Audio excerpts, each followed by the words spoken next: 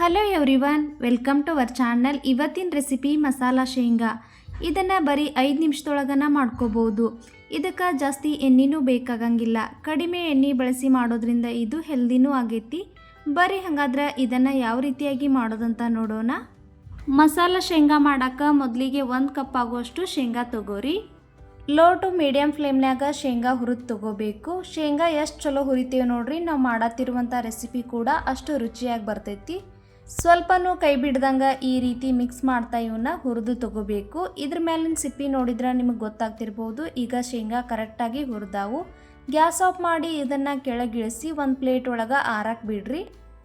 ಇವು ಪೂರ್ತಿ ತಣ್ಣಗಾದ್ಮೇಲೆ ಇದ್ರ ಮೇಲಿನ ಸಿಪ್ಪಿ ತೆಗಿಬೇಕು. ನೋಡ್ರಿ, ಈಗ ಕರೆಕ್ಟಾಗಿ ಆರಿದಾವು. ಇದ್ರ ಮ್ಯಾಗಿನ ಸಿಪ್ಪಿ ತೆಗೆದ್ರೆ ಎಷ್ಟು ಈಸಿಯಾಗಿ ಬರತೈತಿ. ಈಗ ನಾನು ಶೇಂಗಾ ಮೇಲಿನ ಎಲ್ಲ ಸಿಪ್ಪಿನೂ ಬಿಡಿಸಿ ತೊಗೊಂಡೇನಿ. ಈಗ ಇದಕ್ಕೆ ಒಗ್ಗರಣೆ ರೆಡಿ ಮಾಡ್ಕೊಂಡು ತೊಗೊಳ್ಳೋಣ. ಗ್ಯಾಸ್ ಮೇಲೆ ಒಂದು ಕಡಾಯಿ ಇಟ್ಟು 1 ರಿಂದ 2 ಸ್ಪೂನ್ ಆಗುವಷ್ಟು ಎಣ್ಣೆ ಹಾಕ್ರಿ. ಗ್ಯಾಸ್ನ ಕಡಿಮೆ ಉರಿ ಒಳಗೆ ಇಟ್ಕೊಂಡನ ಇದನ್ನು ಮಾಡಬೇಕು. ಎಣ್ಣೆ ಸ್ವಲ್ಪ ಬಿಸಿ ಆದಮೇಲೆ ಅರ್ಧ ಸ್ಪೂನ್ ಆಗುವಷ್ಟು ಅಚ್ಚ ಖಾರದ ಪುಡಿ ಹಾಕ್ರಿ. ಅರ್ಧ ಸ್ಪೂನ್ ಆಗುವಷ್ಟು ಉಪ್ಪು ಹಾಕ್ರಿ. ಅರ್ಧ ಸ್ಪೂನ್ ಅರಿಶಿನ ಪುಡಿ ಮತ್ತು 1 ಸ್ಪೂನ್ ಆಗುವಷ್ಟು ಚಾಟ್ ಮಸಾಲ ಹಾಕಿ ಇದನ್ನು ಒಂದ್ಸಲ ಚಂದಾಗ ಮಿಕ್ಸ್ ಮಾಡ್ಕೊಂಡು ತಗೋರಿ. ನಿಮ್ಮ ಕಡೆ ಅಮ್ಚೂರ್ ಪೌಡ್ರ್ ಇದ್ದರೆ ಅದನ್ನು ಹಾಕ್ಬೋದು. ಇದನ್ನು ನೀಟಾಗಿ ಮಿಕ್ಸ್ ಮಾಡ್ಕೊಂಡಾದ್ಮೇಲೆ ಗ್ಯಾಸ್ ಆಫ್ ಮಾಡಿ ಹುರಿದಿಟ್ಟಿರುವಂಥ ಶೇಂಗಾ ಹಾಕ್ರಿ. ಹಾಕಿರುವಂಥ ಎಲ್ಲ ಮಸಾಲೆಗಳು ಶೇಂಗಾ ಒಳಗೆ ಕರೆಕ್ಟಾಗಿ ಮಿಕ್ಸ್ ಆಗುವಂಗೆ ಈ ರೀತಿ ಇದನ್ನು ಮಿಕ್ಸ್ ಮಾಡ್ಕೊಂಡು ತಗೋರಿ. ಇಷ್ಟು ಮಾಡಿದ್ರೆ ಆಯ್ತು ನೋಡ್ರಿ, ಮಸಾಲ ಶೇಂಗಾ ರೆಡಿ. ಇದನ್ನು ಯಾವುದಾದ್ರೂ ಚಾಟ್ಸ್ ಒಳಗೆ ಮತ್ತು ಸಲಾಡ್ ಒಳಗೆ ಹಾಕ್ಕೊಂಡು ತಿನ್ಬೋದು.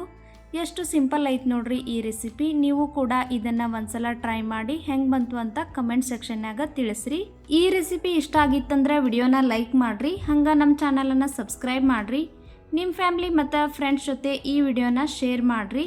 ಇದೇ ರೀತಿ ಇನ್ನಷ್ಟು ರೆಸಿಪಿಗಳೊಂದಿಗೆ ಮುಂದಿನ ವಿಡಿಯೋದಲ್ಲಿ ಭೇಟಿಯಾಗೋಣ. ಅಲ್ಲಿವರೆಗೂ ಬಾಯ್, ಟೇಕ್ ಕೇರ್.